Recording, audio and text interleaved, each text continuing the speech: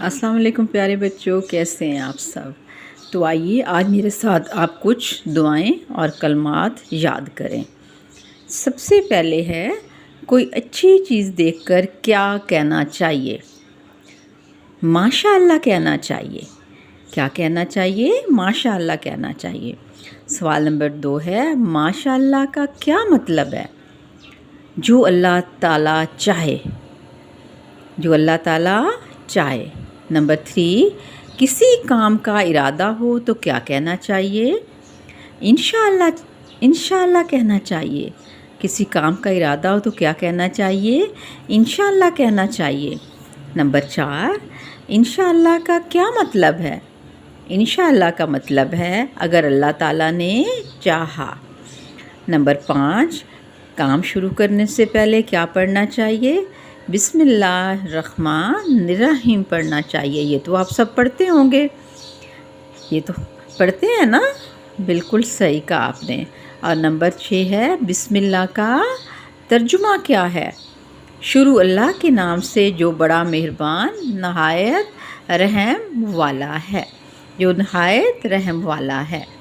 ٹھیک ہے، تو یہ ایسے کلمات ہیں جو ہمیں اپنی روزمرہ زندگی میں شامل کرنے چاہیے۔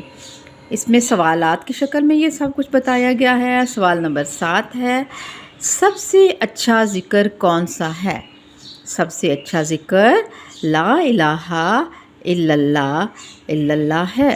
سب سے اچھا ذکر کیا ہے؟ لا الہ الا اللہ ہے۔ آگے پڑھتے ہیں کیا ہے؟ سوال نمبر 8 سونے سے پہلے کی دعا کیا ہے؟ آپ سب پڑھتے ہیں نا سونے سے پہلے کی دعا؟ دعا ہے اللہم بسمک اموت و احیا۔ کیا ہے؟ اللہم بسمک اموت و احیا۔ اس دعا کا ترجمہ ہے اے اللہ میں تیرے نام کے ساتھ سوتا اور جاگتا ہوں۔ سوال نمبر 9 دیا گیا ہے سو کر اٹھنے کی دعا کیا ہے؟ جواب ہے الحمدللہ الذی احیانا بعد ما اماتنا والیہ النشور۔ اس کا ترجمہ ہے سب تعریفیں اللہ کے لیے ہیں جس نے ہمیں سونے کے بعد جگایا اور ہمیں اسی کی طرف لوٹ کے جانا ہے۔ سوال نمبر 10 ہے بیت الخلاء میں داخل ہونے سے پہلے کیا پڑھنا چاہیے؟ بیت الخلاء کا مطلب کیا ہے؟ Wash room. دعا ہے اللہم انی اعوذ بک من الخبث والخبائث۔